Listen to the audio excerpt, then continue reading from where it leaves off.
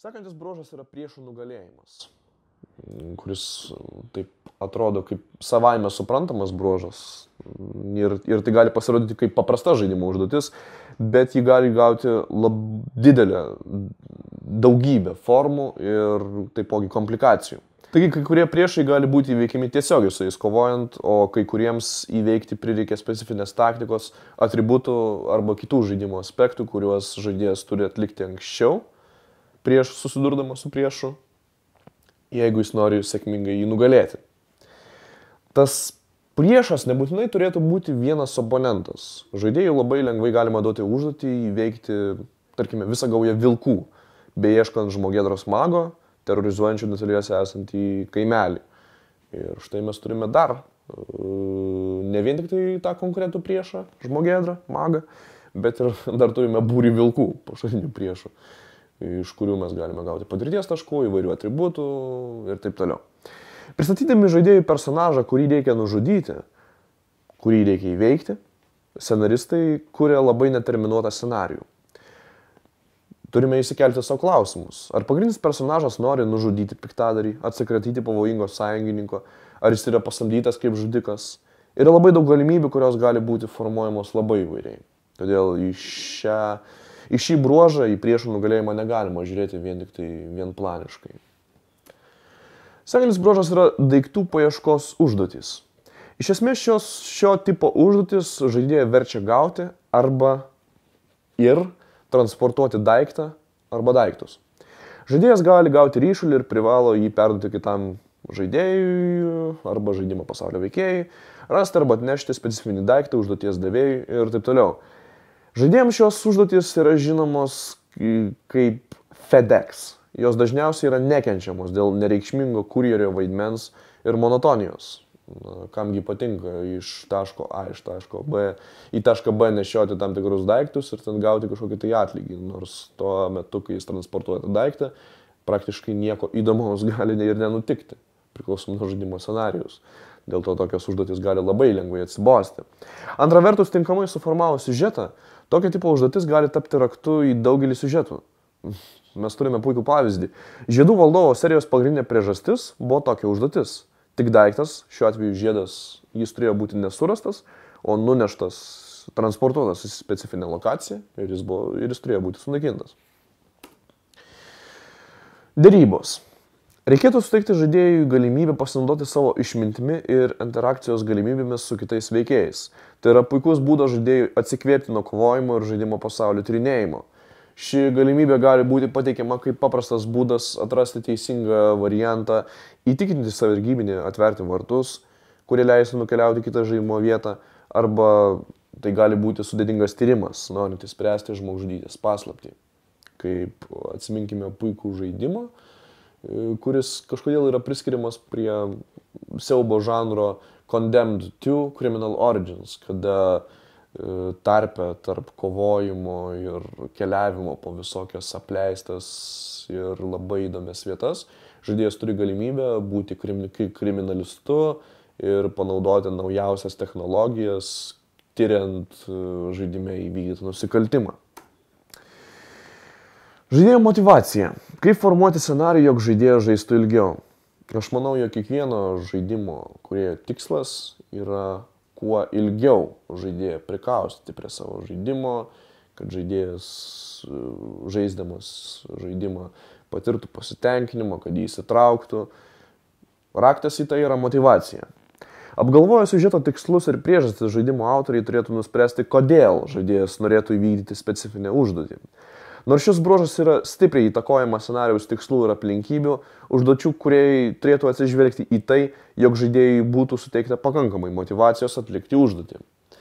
Kaip suteikiama motyvacija? Yra taipogi tam tikri bruožai. Pirmas iš jų yra atlygis. Nuo pat pradinių lygių žaidėjas turėtų susidomėti žaidimo atlygiais ir turėtų gauti pakankamai informacijos, jog jam iš tiesų verta investuoti savo laiką į užduotį arba užduotis. Dažniausiai atlygis yra išreiškiamas per charakterio jėgų arba turto augimą. Kai kuriais atvejais šie bruožai gali būti perimti iš pačios užduoties, bet kartais jie turėtų būti plačiau paaiškinami žaidėjui.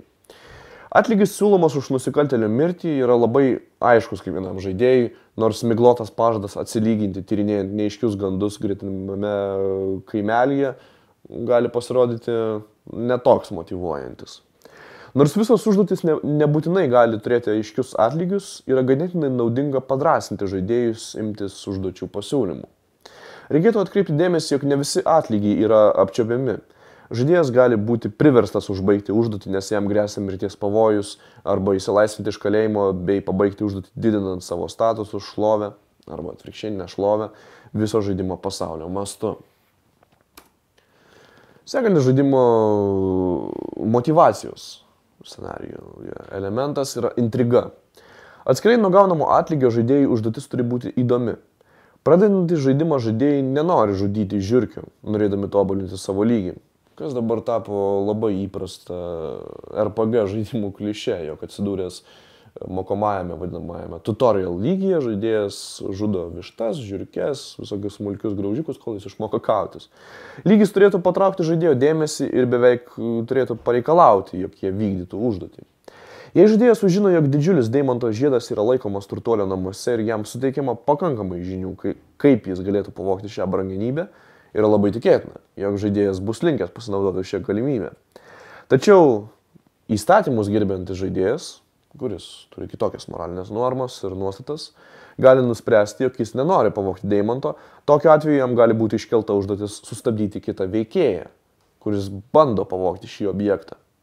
Kito norinčio pavogti deimantą charakterio buvimas taip pat motyvuotų savanaudį žaidėją, kuo greičiau įvykdyti užduotį ir aplenkti savo varžovą. Mes ir turime. Iš vienos pusės ir iš kitos pusės mes turime intrigą, kuri motyvuoja žaidėją atlikti užduotį. Iš vienos pusės pavogti, kadangi deimantas gali būti pavogtas kito charakterio arba kito žaidėjo. Ir iš kitos pusės, jeigu moralinės nuostatos yra atitinkamai pozityvesnės, jeigu taip galima sakyti, sustabdyti plėšiką, nes deimantas bet kokią akimirką gali būti pavogtas. Toliau labai svarbus bruožas yra žaidimas vaidmenimis, kuris susijęs ne tik su motyvacija, bet ir su įsitraukimu į žaidimą, vadinamasis roleplay. Yra manoma, jog giliausias žaidėjų motyvacijos žaisti lygis yra troškimas žaisti vaidmenimis, kada žaidėjas pilnai įsijaučia į savo charakterį, kurį jis valdo žaidimo aplinkoje. Jei žaidėjas turi susidarę specifinį savo veikėjo paveikslą, jis galėtų turėti galimybes pasirinkti savo charakterį tarp įstatymus gerbiančio herojaus ir savanaudžio piktadario ar bet kokio kito veikėjo. Žaidėjai turėtų justi, jog jiems yra suteikta galimybė veikti tinkamais jų nuomonę būdais, kaip jie patys nori. Galimybė žaidėjus priversti mąstyti apie jų charakterio atliekamus veiksmus kaip apie savo paties, reiškia, jog žaidėjas gali vis labiau įsitraukti į žaidimą, ko ir turėtų siekti absoliučiai bet kokio žanro žaidimai, kad žaidėjai į juos įsitrauktų, į juos įsijaustų ir pilnai jais mėgautųsi. Taigi, norėdamas užbaigti šią trumpą paskaitėlę, norėčiau skirti jums užduotį. Parašykite trumpą, kelių pastraipų apimties istoriją arba nedidelį siužetą ir pabandykite nustatyti, ar ir kurios tipinius scenarijų kūrimo elementus panaudojate, kurdami savo istoriją. Ir siūlau taip pat rašant, pagalvoti, kas žaidėją galėtų motyvuoti, kurie elementai rašant tam tikrą istoriją būtų tinkami naudoti ir kas jūsų nuomonė labiausiai gali suteikti scenarijui motyvuotumo ir kas sudomintų žaidėją.